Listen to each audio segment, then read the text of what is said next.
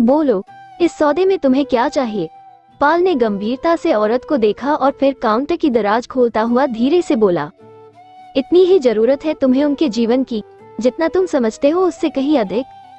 तो फिर यह सौदा केवल तुम्हारे जीवन पर समाप्त हो सकता है?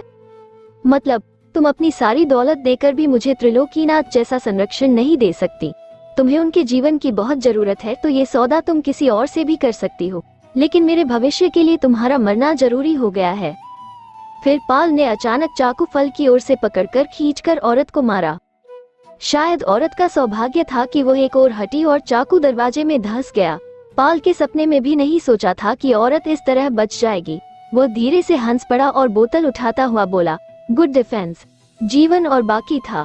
शायद चंद मिनट तुम्हारा। फिर उसने बोतल उठाकर मुंह से लगा ली।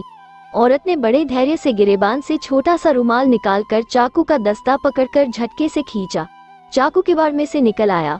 औरत तेजी से आगे बढ़ी और फिर एक ही झटके में पाल का ही चाकू उसके सीने में दिल के पास गड़ा हुआ था। पाल के होठों से एक भिंची भिंची सी चीख निकली, साथ ही बोतल उसके हाथों से छूटकर फर्श पर गिर गई। औरत फुर्ती से पीछे हट गई, चेहरा नकाब से ढका और दरवाजा खोलकर बाहर निकल गई। दरवाजा बाहर से बंद हो गया। पाल की आंखें पूरी गोलाई में फटी रह गई थी। वो कांपते हाथों से सीने से चाकू निकालने का प्रयत्न करता हुआ लड़खड़ाया और टेलीफोन की मेज पर गिर पड़ा। ठीक उसी समय टेलीफोन घंटी बजी। पाल के होंठ सख्ती से भिंचे हुए थे। बड़ी मुश्किल से उसने बाएं हाथ से चाकू पकड़े पकड़े कपकपाते दाएं हाथ से रिसीवर उठाया और कान से लगा लिया। बहुत मुश्किल से उसने भिंची भिंची आवाज में कहा, कौन? मैं त्रिलोकीनाथ हूँ। तुम कितने बजे पाल पहुँच रहे हो? एक औरत, माधवी नाम, दिल्ली की आपका और आपकी बेटी का खून कराने आई थी। कौन औरत? त्रिलोकीनाथ ने चौंक कर पूछा, क्या कह रहे हो तुम? 15 बरस पहले वो दिल्ली में वेश्या थी। बंबई में शायद शरीफ बनकर रहती है। उसका कोई बेटा भी है। उसने मुझे चाकू मार। एकाएक पाल मेज ही पर लुढ़क गया। टेलीफोन का रिसीवर उसके हाथ से छूटकर गिर गया, जिस पर त्रिलोकीनाथ की हल्की हल्की हेलो हेलो की आवाज आ रही थी। लेकिन पाल की आंखें फटी हुई रह गई थी। ज्योतिहीन चेहरे पर अंतिम पीड़ा जमकर स्थिर हो गई थी। नम्रता देवी अपने कमरे से निकली तो बिल्कुल शांत थी। सुबह के 9 बजे थे। इस बीच नम्रता देवी अपने बेडरूम के पिछले दरवाजे से निकलकर बुर्का पहनकर टैक्सी में यात्रा करके वापस भी लौट आई थी। घर के नौकरों तक को इस बात का पता नहीं चल सका था। नहा धोकर कपड़े बदलकर जब वो बाहर आई तो टेलीफोन की घंटी अचानक बज उठी। नम्रता देवी ठिठक कर चंद क्षण के लिए रुकी, फिर उन्होंने रिसीवर कान से लगाकर शांत स्वर में कहा, यस, शायद मैं नम्रता देवी ही से संबोधित हूँ। फरमाइए त्रिलोकीनाथ जी। आपके शिकार ने जरा देर से दम तोड़ा, इसलिए आपका दिल्ली वाला नाम और धंधा भी बता गया और आपके वहां जाने का उद्देश्य भी। मैं और सुशीला तो अब सुरक्षित रहेंगे ही, लेकिन इस हफ्ते के अंदर अंदर आपको सुनील और सुशीला के फेरे कराने पड़ेंगे, यानी सुनील के काउंटी जाने से पहले। नम्रता देवी का सारा शरीर झंझना गया था। चेहरे पर कई रंग आए और गए। फिर दूसरी ओर से आवाज आई, शायद आप फोन पर ही हैं। जी हाँ, आप अपने पिछले धंधे के बारे में बिल्कुल मत सोचिए। मुझे सुशीला की खुशी आपके अतीत से अधिक प्यारी है। फिर आपका अतीत यूं भी सुनील के भविष्य के प्रकाश में छुप गया। ये तभी छुपा रह सकता है अगर इस हफ्ते के अंदर अंदर सुशीला और सुनील के फेरे हो जाएं। वरना आपको भरी अदालत में जैक्सन पाल के खूनी के नाते से खड़ी होकर अपने अतीत से नकाब उठाना पड़ेगा और फिर कोई सड़ा भुसा भिखारी भी आपके बेटे को अपनी बेटी देने पर सहमत नहीं होगा और आपके बेटे का भविष्य क्या होगा इसका अनुमान आप स्वयं लगा सकती हैं। और कुछ, मैं जानता हूँ कि आप जैसी दृढ़ निश्चय वाली औरत को धमकियों से डराया नहीं जा सकता। आप अपनी जगह फौलाद हैं, मगर शायद आप इतना तो समझती ही होंगी कि त्रिलोकीनाथ के शब्द भी पत्थर की लकीर होते हैं। That's all. दूसरी ओर से डिस्कनेक्ट हो गया और नम्रता देवी ने धीरे से रिसीवर रख दिया। फिर धीरे धीरे कुर्सी पर बैठ गई। उनके चेहरे पर भीतर का द्वंद्व जरूर था, किंतु आंखों से कोई चिंता नहीं झलक रही थी, बल्कि उनमें एक दृढ़ विद्रोह सा चमकने लगा था। सुनील ने कांपते हाथों से एक्सटेंशन वाले इंस्ट्रूमेंट का रिसीवर रख दिया। उसकी टांगों में कपकपी छिड़ गई थी और वह पास पड़ी लंबी कुर्सी पर इस तरह बैठ गया था जैसे बरसों का बीमार हो। उसके चेहरे का रंग सफेद हो गया था और आंखें पथरा सी गई थी। सुनील रात को 2 बजे बिस्तर पर लेटा था, लेकिन ठीक 7:30 बजे उसकी आंख खुल गई थी। अपने नित्य नियम के अनुसार वो खिड़की के सामने खड़ा होकर कोई व्यायाम कर रहा था कि ठीक 8 बजे उसकी दृष्टि पिछले कंपाउंड में दीवार की ओर जाती नम्रता देवी पर पड़ी। फिर उसके आश्चर्य की कोई सीमा न रही जब उसने उन्हें धीरे से दीवार पर लांघ कर बाहर जाते देखा। भला घर की मालकिन को यूं चोरों की तरह घर से निकलने की क्या जरूरत थी। सुनील ने सोचा था कि वो नीचे जाए, लेकिन फिर यह सोचकर नहीं गया कि किसी नौकर को न पता चलाए, और वो बेचैन सा खिड़की के पास ही खड़ा रहा था। उसे समय का भी अनुमान नहीं हो सका था।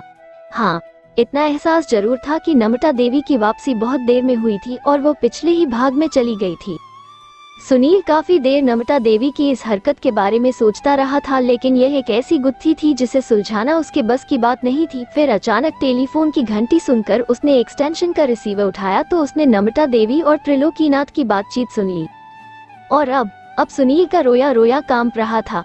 उसके मस्तिष्क में तूफानी झक्कर से चल रहे थे। जब से उसने होश संभाला था, अपनी माँ ही को अपना आइडियल समझा। जिस ढंग से नम्रता देवी ने उसे परवान था चढ़ाया था, उसमें माँ की ममता, पिता का स्नेह, दोस्त की सी घनिष्ठता और एक उत्तम पथ प्रदर्शन का जीवन उद्देश्य सम्मिलित थे। उसका दृढ़ निश्चय और शक्तिशाली फौलादी शरीर सब मम्मी ही के कारण थे। मगर मम्मी के इस रूप के बारे में उसने कभी सपने में भी नहीं सोचा था। 15 बरस पहले उसकी माँ दिल्ली में एक वेश्या थी और उसका नाम माधवी था। और आज उसकी माँ एक खूनी है, जैक्सन पाल नाम के किसी आदमी की खूनी मम्मी इतने मजबूत जिगर की भी हो सकती है। सुनील को बार बार अपना दिल सीने में बैठता हुआ सा अनुभव हो रहा था। अपनी माँ के इस रूप के बारे में सोचकर उसे उनसे गहरी घृणा का एहसास हो रहा था। उसका जी चाह रहा था कि वह अभी अभी जाकर उन्हें गोली मार दे और स्वयं आत्महत्या कर ले।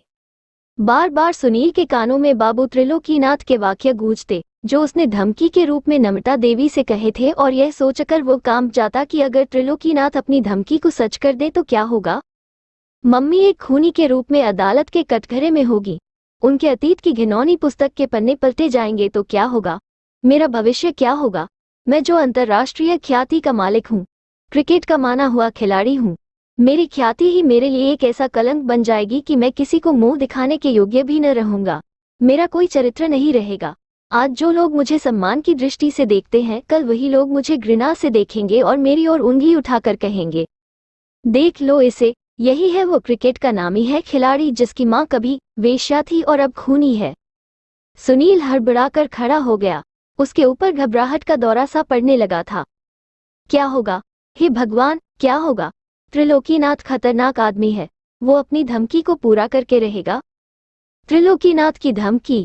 एकाएक सुनील को त्रिलोकीनाथ की धमकी याद आई। 1 हफ्ते के अंदर अंदर सुशीला और सुनील के फेरे हो जाने चाहिए। अगर फेरे न हुए तो सुनील का दिल जोर जोर से धड़क रहा था। वो धीरे धीरे बैठ गया और सोचने लगा, त्रिलोकीनाथ की हट है कि मेरे और सुशीला के फेरे हो जाएं।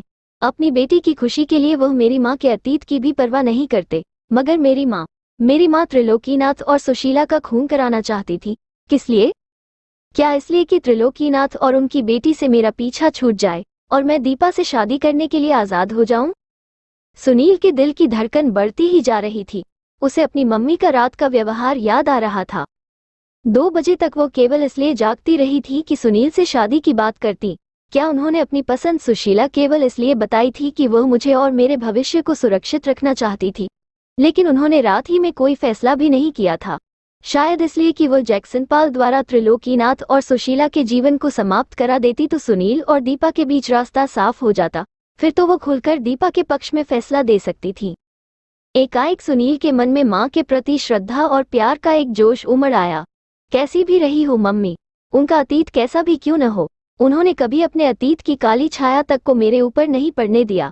मेरे भविष्य को उज्जवल बनाने के लिए जो कुछ उन्होंने किया है, ऐसा शायद किसी माँ ने आज तक अपने बेटे के लिए नहीं किया होगा। और फिर बीच में ये त्रिलोकीनाथ और उनकी बेटी आकर अटक, वरना मम्मी शायद मेरे और दीपा के बीच गए मैं कोई दीवार न खड़ी होने देती। मम्मी ने जो कुछ किया है मेरे लिए किया है, और मुझे मम्मी की ओर से इतनी जल्दी मन में मैल नहीं लानी चाहिए। वो चाहे अतीत में कैसी भी हो, लेकिन उन्होंने एक माँ का रोल जिस सुंदरता से निभाया है,